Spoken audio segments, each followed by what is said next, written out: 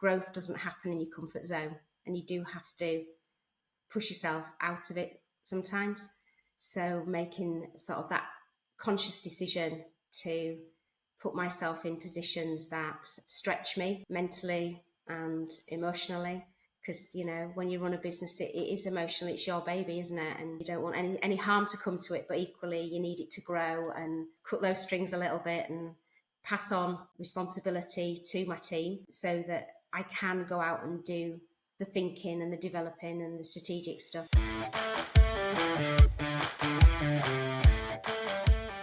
Hi everyone, welcome to the Optimise Practice Podcast. I'm your host today, Blake Sargent, and today I'm joined by the amazing Becky Hargreaves. And what we're going to be talking about today is Becky's going to share her story of how she built her practice. The lens we're going to look through is like the self-development, the personal work that Becky's done on herself that then reflects into her practice. Thanks for joining us, Becky. Why not start just by sharing with us how it all started for you? How it all started. So I graduated a number of years ago. Actually, as a mature student, I had a previous career in health and beauty. I always knew I wanted to work in health in some capacity, but didn't find my way until my early 20s, really. So I graduated in 2001, and I was one of the sort of few podiatrists who knew I always wanted to be in private practice. So I didn't go down the usual route of going into the NHS for a few years.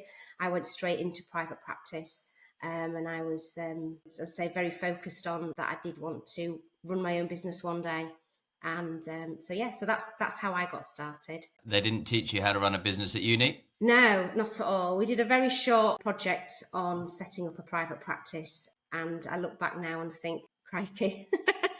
How far I've come, really. We come out of uni as clinicians, really, don't we? And with very few sort of business management skills and leadership in particular. Yeah, it's been a big learning curve for me, growing my business. So what was the first, when you said you went straight into private practice, give us a snapshot of how you started your first practice and what the issues were with that and the challenges you faced. Okay, so my first practice. So as I say, I always knew I wanted to run my own practice, but timing wise, it never quite works out, does it, how you want it to? So I was employed by, I don't know if I'm allowed to say Boots Healthcare Services, but we were back in the day. I'd been with them for 3 years, loved my job, and came back from a holiday to find out I was getting made redundant. They were closing nationally and I was losing my job. But I also found out on that same day that I was expecting my first baby as well. So it was a bit of a, what do I do? I'd never worked in the NHS before. So my colleague that I was working with and a couple of the other colleagues that I knew through the company who had been in the NHS was straight away going straight back into NHS work. I didn't have that as in my armour because I didn't have any skills in that area. I was also expecting a baby, so it was a little bit like, what am I going to do? But because Boots were closing, they allowed us to keep our own patient base, and I found some premises via some of my lovely patients who are still patients of mine now in a GP practice. So I went and opened my own practice up using my patient base from Boots and purchasing some of the equipment as well from them. So I was very lucky in that respect, and opened up a one-room, one-man band in a GP practice in the centre of York. So yeah, that was many moons ago now. Very cool. So how long did you stay as a sole practitioner, and then what was the next step? I stayed as a sole practitioner for probably 4 years ago. I was working in the GP practice. I then took on associates to help me run that business. So I started with an associate model back in the day, and then decided to expand and find premises. I found some premises, organised the lease, and then found out I was expecting my second baby. So I actually opened up my own premise when I was 8 months pregnant. During that period, I realised I needed employees rather than associates as well to help me that were committed to the business. So that's when I took my first employed podiatrist on. So, yeah. Talk us through that, because there's that eternal debate of the associate model versus the employee model, and you've done both, and so you were at a point where you had associates. Talk us through the decision to go down the employment route. My initial decision didn't have those business skills and knowledge. My original decision to go down an employee route was to support myself during my maternity leave, to have somebody who worked for me, not for themselves, that I knew would be in work Monday to Friday, seeing my patients. That was my original reason for going down the employee route. I very quickly realised the benefits of having an employee over an associate during that period as well. So that was really my sort of drive to increase capacity in that way. So I still had my associates, and they were very loyal, and they stayed with me for many years.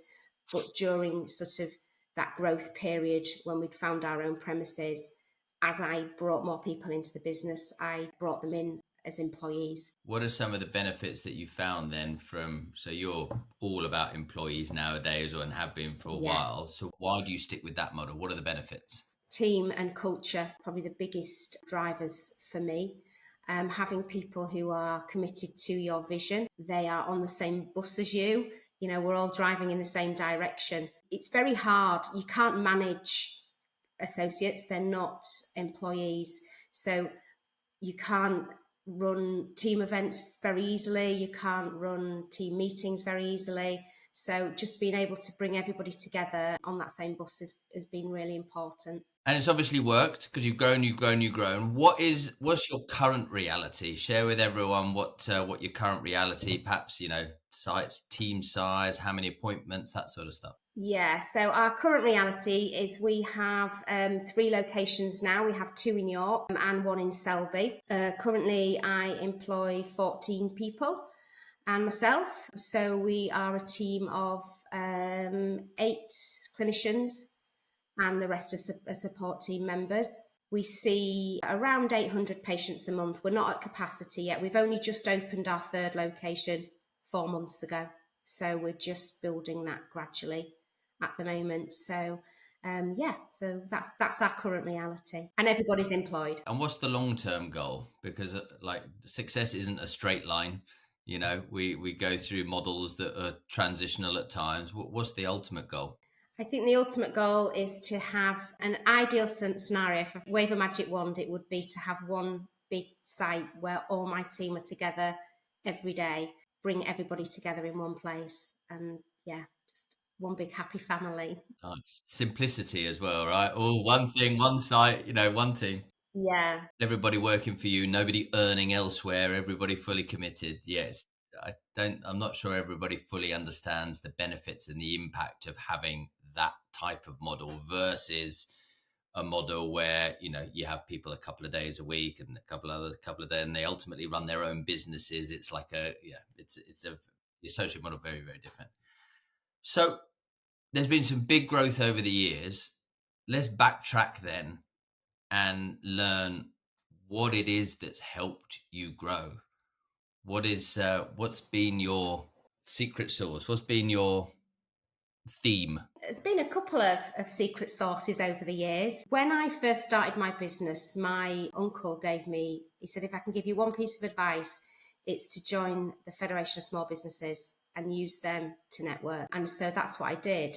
And for the first few years, I'd see this money coming out of my account every February, and I think, pay it again. I don't know what I'm doing. And why is this money coming out? I don't get anything from it. But then I actually started to engage with the process properly. That's been a real game changer for me locally. Just engaging with my local FSB representatives, attending local events, and building a network of not necessarily podiatrists at this point, just people that can help you with grants and access to courses. So I've received a lot of help that way, not only through the FSB, but through my local council business development managers as well. So I'd recommend anybody to reach out to them for those sorts of helps.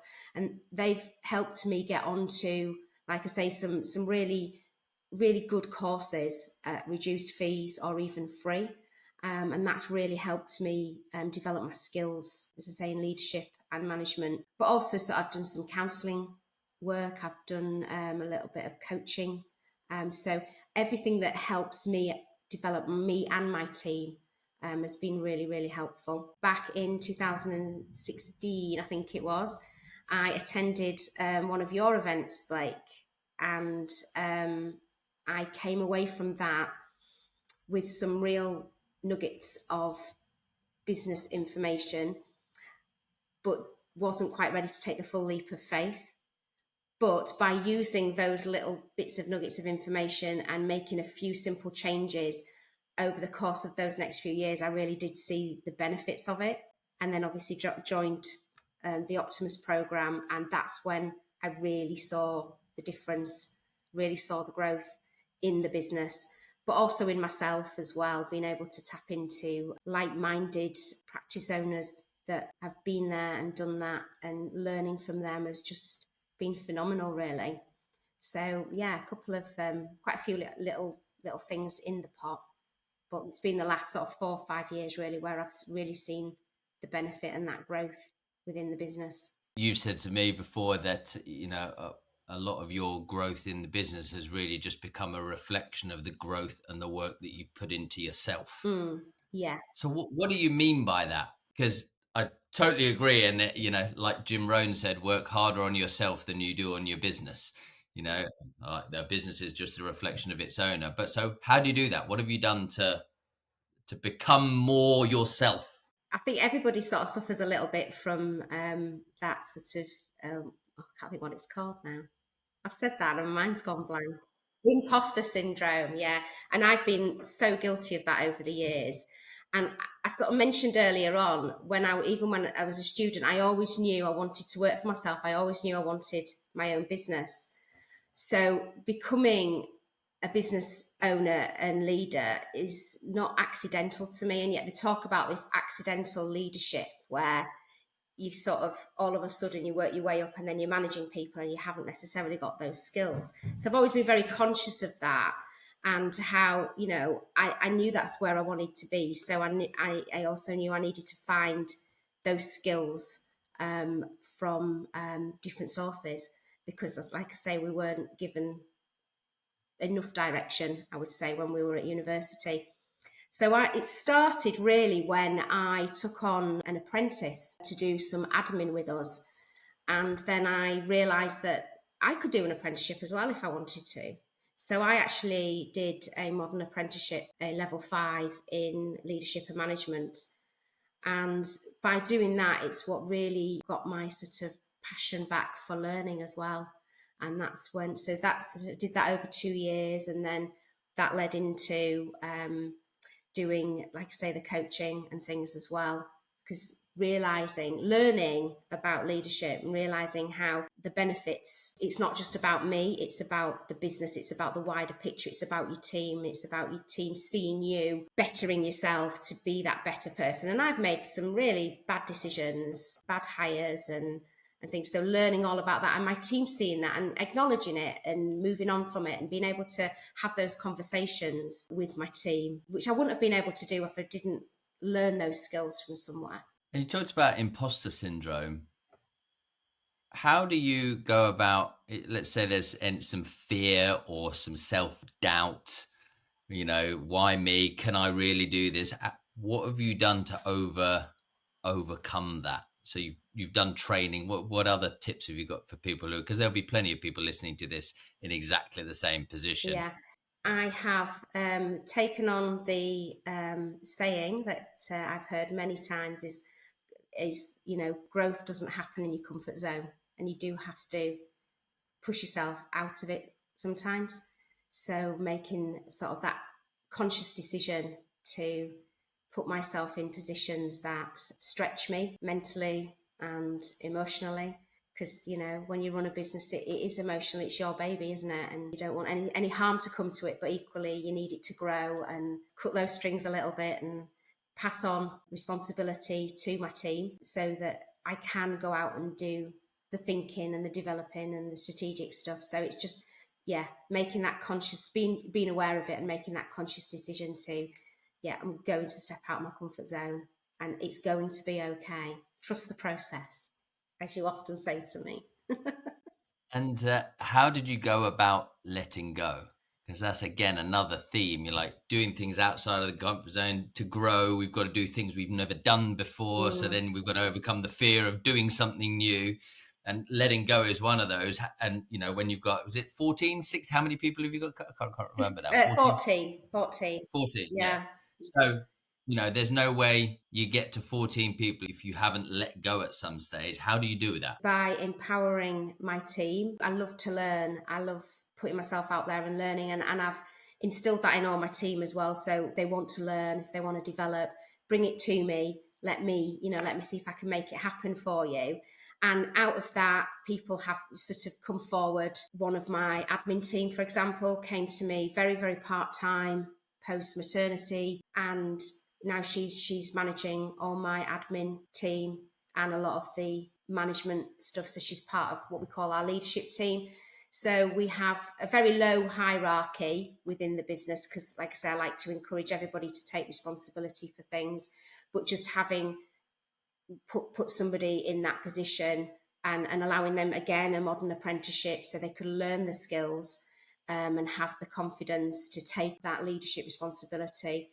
And she's absolutely thriving. She's absolutely amazing. I don't know what I'd do without her. So she manages a lot of that for me now. And she puts little projects onto people, and people love having that little bit of responsibility as well. So, if somebody's in charge of collecting a certain metric every month and measuring it and feeding it back in team meetings. So empowering people to become more involved in the business, and then that gives you the courage to pass more on. I suppose that's what I feel. And how did you, so as part of that journey, letting go and passing on also must have included passing on your patience, which Yeah. to many people, they go, no, nobody could ever see somebody other than me. They would have a riot.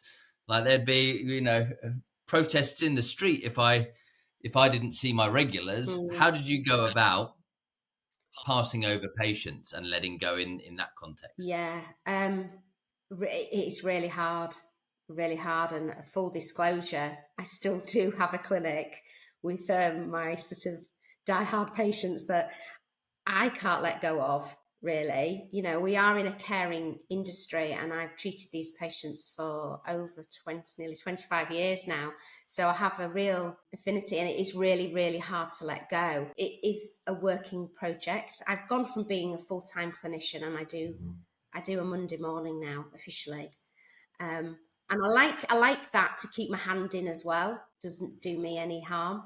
But equally, when things crop up, I know I've got somebody else on my team who's got a stronger skill set than I have clinically. I say to people, my skills don't lie in that anymore. My skills lie in managing my team. And they accept that. And actually, you think that they're going to not want to do it, but then they go and it's fine. And they're absolutely fine. And it's more on you, I would say, as a clinician. I think it's maybe me being a little bit selfish and not wanting to let go of them.